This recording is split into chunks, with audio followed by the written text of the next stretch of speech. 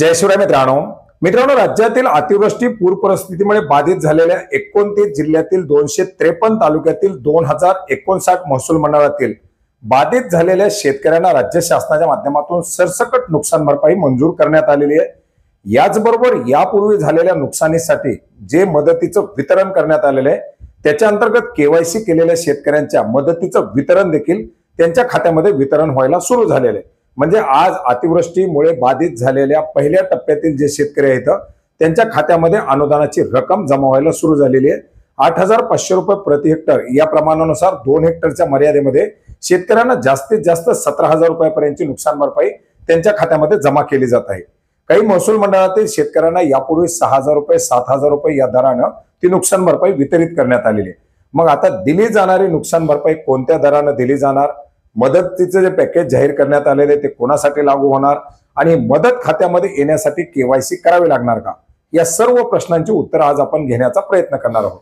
मित्रांनो, गेल्या 3 ते 4 दिवसापासून केवायसीचं पोर्टल बंद आहे। बऱ्याच साऱ्या शेतकऱ्यांच्या माध्यमातून केवायसीच्या यादीमध्ये नाव आले, केवायसी कशी करायची अशी विचारणा केली जात आहे। केवायसी केलेल्या लोकांच्या खात्यामध्ये पैसे येतात, आमची केवायसी झालेली नाही, मग आमचे पैसे कसे मिळणार। याचबरोबर आपण जर पाहिलं तर पहिल्या टप्प्यामध्ये जुलै ऑगस्ट मध्ये नुकसानीचे पंचनामे झालेले जे शेतकरी आहेत त्या शेतकऱ्यांची यादीमध्ये नाव आलेली होती, परंतु बऱ्याच साऱ्या शेतकऱ्यांची नावं यादीमध्ये आलेली नव्हती। परंतु ती महसूल मंडळ आता 100% नुकसानग्रस्त झालेली आहेत। मग आता पहिली मंजूर झालेली रक्कम येणार की आता नव्यानं रक्कम येणार, हा देखील मोठ्या प्रमाणात प्रश्न निर्माण झालाय। मित्रांनो, आपण जर पाहिलं तर सुरुवातीला जे काही पंचनामे झाले होते त्याच्यावरती बऱ्याच मोठ्या प्रमाणात आक्षेप घेण्यात आले होते। सर्वसामान्य शेतकऱ्यांच्या माध्यमातून सांगितलं जात होतं की तलाठी तोंड पाहून पंचनामे करतायत, अमुक ठराविक लोकांची त्याच्यामध्ये नावं घेतलेली आहेत। आता ती ठराविक लोक आमचं पंचनामा तुम्ही एकदा परत करा, आम्हाला या नवीन मदतीत जाहीर करा, यात घ्या वगैरे वगैरे आता चालू आहे। याच्यामध्ये आपण जर पाहिलं तर मदत जी काही वितरित केली जाते याच्यामध्ये जानेवारी, फेब्रुवारी, मार्च, एप्रिल, मे याच्यामध्ये गारपिटीची मदत देखील जाहीर करण्यात आलेली होती। जून महिन्यामध्ये देखील राज्यामध्ये काही भागामध्ये पावसामुळे नुकसान झालेलं होतं। या जून महिन्यामध्ये नुकसानग्रस्त झालेल्या शेतकऱ्यांच्या मदतीचा प्रस्ताव देखील राज्य शासनाला पाठवण्यात आला होता आणि त्या अनुषंगाने ती मदत वितरित करायला मंजुरी देण्यात आलेली होती। याच्यानंतर राज्य शासनाच्या माध्यमातून आपण पाहिलेले की जुलै 2025 नंतर जे शेतकरी बाधित होतील अशा शेतकऱ्यांची नुकसान भरपाई ही ॲग्रीस्टॅकच्या फार्मर आयडीच्या बेसवरती वितरित करावी असा निर्णय घेतलेला होता। आता ज्या शेतकऱ्यांची एप्रिल, मे, जून पर्यंतची नुकसान भरपाई मंजूर करण्यात आलेली आहे त्या शेतकऱ्यांची केवायसी करून त्या केवायसीच्या बेसवरती त्या शेतकऱ्यांना ती नुकसान भरपाई दिली जाणार आहे। आता नवीन नियमानुसार आपण पाहिलं तर मुख्यमंत्री महोदयांच्या माध्यमातून सांगण्यात आलेले आहे की केवायसीची अट शिथिल करून ॲग्रीस्टॅकच्या बेसवरती शेतकऱ्यांची जी काही ॲग्रीस्टॅकला जमीन ऍड झालेली आहे त्या जमिनीच्या बेसवरती त्या जमिनीच्या डाटानुसार शेतकऱ्यांना नुकसान भरपाई दिली जाणार आहे। आता याच्यामध्ये आपण जर पाहिलं तर भरपूर सारे महसूल मंडळ ही पूर्वी नुकसानग्रस्त जाहीर करण्यात आलेली होती।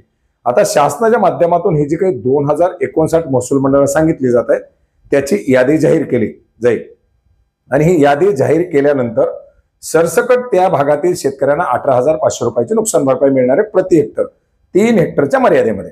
मग जर एखाद्या शेतकऱ्याला पूर्वी 10,000 रुपये नुकसान भरपाई मिळालेली असेल तर ती मायनस करून उर्वरित असलेली नुकसान भरपाई त्या शेतकऱ्यांना मिळणार आहे।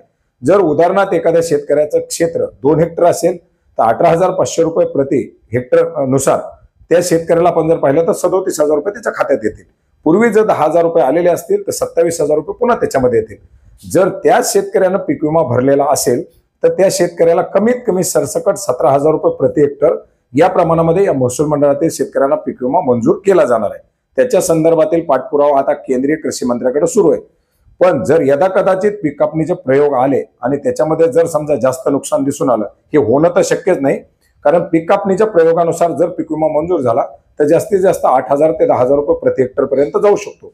पण आता हा जो काही प्रयत्न केला जाईल याच्यानुसार जी काही वाढीव मदत दिली जाईल त्यानुसार 17,000 रुपये प्रति हेक्टर हा पीक विमा सुद्धा याच्यामध्ये ऍड होण्याच्या शक्यता आहे आणि तशा प्रकारचे प्रयत्न सुरू आहेत। हा मिळण्यासाठी साधारणपणे जानेवारी, फेब्रुवारी, मार्च होऊ शकतो। परंतु ही जी काही नुकसान भरपाईसाठी 18,500 रुपयाची नुकसान भरपाई दिली जाणार आहे ही मात्र दिवाळीपूर्वी शेतकऱ्यांना वितरित करण्याचे शासनाचे प्रयत्न आहेत। आता याच्यामध्ये 8,500 प्रति हेक्टर नुसार जी काही नुकसान भरपाई दिली जाणार आहे याच्यासाठी 6,175 कोटी रुपयाचा निधी हा राज्य शासनाच्या माध्यमातून दिला जाणार आहे। NDRFच्या अंतर्गत 2,215 कोटी रुपये वितरित झालेले आहेत आणि उर्वरित जे काही असतील ते वितरित केले जातील. मग आता शेतकऱ्यामध्ये मोठ्या प्रमाणात दुसरे भ्रम पसरवले जात आहेत की 6,175 कोटी 31,000 नुकसान. याच्या अंतर्गत 10,000 रुपयाची जी काही अतिरिक्त मदत दिली जाणार आहे, या 10,000 रुपयाच्या अतिरिक्त मदतीसाठी 10,000 कोटी रुपयाची तरतूद करण्यात आलेली आहे. एकंदरीत शेतकऱ्यांसाठी वितरित केलेल्या या रकमेमध्ये, वितरित केल्या जाणाऱ्या रकमेमध्ये 16,175 कोटी रुपयाचा निधी हा डायरेक्टली शेतकऱ्याला क्रॉप कॉम्पन्सेशन म्हणून वितरित केला जाणार आहे.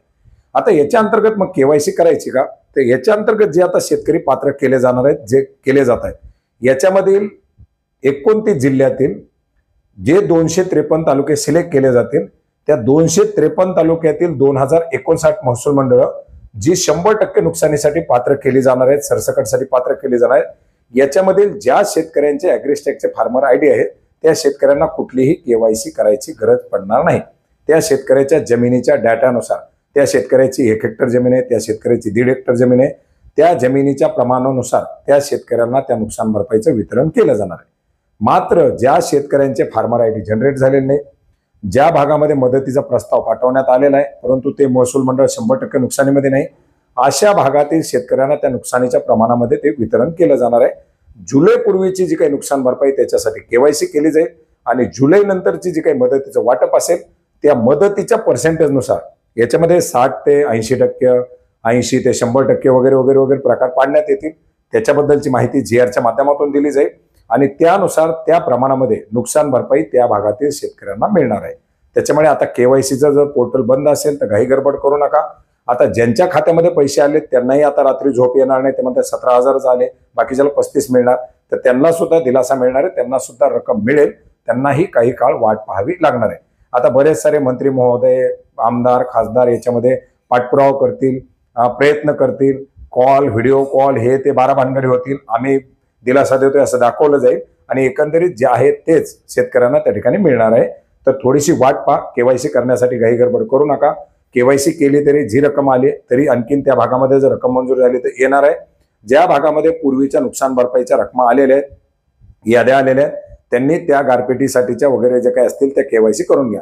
निविष्ठा अनुदान हे 1 वर्षामध्ये शेतकऱ्याला एकच वेळ दिलं जातं, त्याच्यामुळे काळजी करू नका. या खरीप हंगामाची जी निविष्ठा नुकसान भरपाई जी असेल ती तुम्हाला एका हंगामाकरता एक वेळच मिळणार आहे. पण ती जी काही असेल ॲडिशनल, जी काही राज्य सरकारची 10,000 रुपयाची ॲडिशनल नुकसान भरपाई असेल ती त्याच्यामध्ये पुन्हा समायोजित केली जाणार आहे. तर मोठ्या प्रमाणात विचारले जाणारे प्रश्न होते, नुकसान भरपाई कशी दिली जाणार याच्याबद्दल आपण यापूर्वी सुद्धा एक व्हिडिओच्या माध्यमातून माहिती घेतलेली आहे. 8,500 रुपये प्रति हेक्टर, 10,000 रुपये राज्य शासनाचे, 18,500 रुपये कोरडवाहूसाठी, बागायत क्षेत्रासाठी आणि फळबागासाठी, फळबागांना 27,500 रुपये तुमच्या वेगवेगळ्या प्रकारच्या फळबागा. बागायत म्हणजे ऊस असेल किंवा असे जे काही बारमाही घेतली जाणारी पिकं असतील ज्याच्या 7/12 सदरी बागायत पिकाच्या नोंदी लागल्या जातात, अशा बागायत पिकांसाठी, ऊसासाठी वगैरे 32,500 रुपये प्रति हेक्टर एवढी नुकसान भरपाई दिली जाणार आहे. खरडून गेलेल्या जमिनीला 47,000 रुपये, त्याच्यामध्ये आपल्याला पाहिजे मनरेगाच्या अंतर्गत वेगवेगळ्या बाबी दिल्या जाणार आहेत, ते सध्या काही शक्य नाही. मृत्यू झालेला असेल तर 4 लाख रुपयाचे, जखमीसाठी त्याच्यामध्ये 2.5 लाखापर्यंतची मदत आहे 40,000पासून. वाहून गेलेल्या गायी असतील, दुधाळ जनावर असतील त्याच्यासाठी 37,500 रुपये, कुठल्याही जनावराची आट नाहीये. 32,000 रुपये ओढकाम करणारी जनावरं, ज्याच्यामध्ये बैल असतील, रेडा असेल किंवा इतर काही अशी जनावरं असतील. याच्यानंतर लहान जनावरांसाठी 10,000 ते 12,000 रुपयाची नुकसान भरपाई दिली जाते. कोंबड्यासाठी 100 रुपये प्रति कोंबडी, गायगोट्याचं नुकसान झालेलं असेल तर 3,000 रुपयापर्यंत नुकसान दिलं जातं. भांडी आणि कपड्यासाठी 10,000 रुपयाची नुकसान भरपाई दिली जाते. दुकानाचा खर्च असेल तर, दुकानाचं नुकसान असेल 50,000 रुपयापर्यंत दुकानाचं नुकसान दिलं जातं. घराची पडझड झालेली असेल तर 50,000 रुपयापर्यंत, पूर्ण घर शेतीग्रस्त झालेलं असेल तर घरकुलाच्या अंतर्गत 1,20,000 रुपयापर्यंत, डोंगराळ भागासाठी 10,000 रुपये अतिरिक्त, अशा भरपूर साऱ्या मदतीची याच्या अंतर्गत समाविष्ट आहे. जे NDRFच्या निकषानुसार आहे ती नुकसान भरपाई NDRFच्या निकषानुसारच असणार आहे. वाढीव नुकसान भरपाई राज्य शासनाच्या माध्यमातून अतिरिक्त दिली जाणार आहे. तर विचारल्या गेलेल्या प्रश्नाची एक महत्त्वाची माहिती होती जी आपणास नक्की उपयोग पडेल अशी आशा करतो. भेटूयात नवीन माहितीसह, नवीन अपडेट्ससह. धन्यवाद.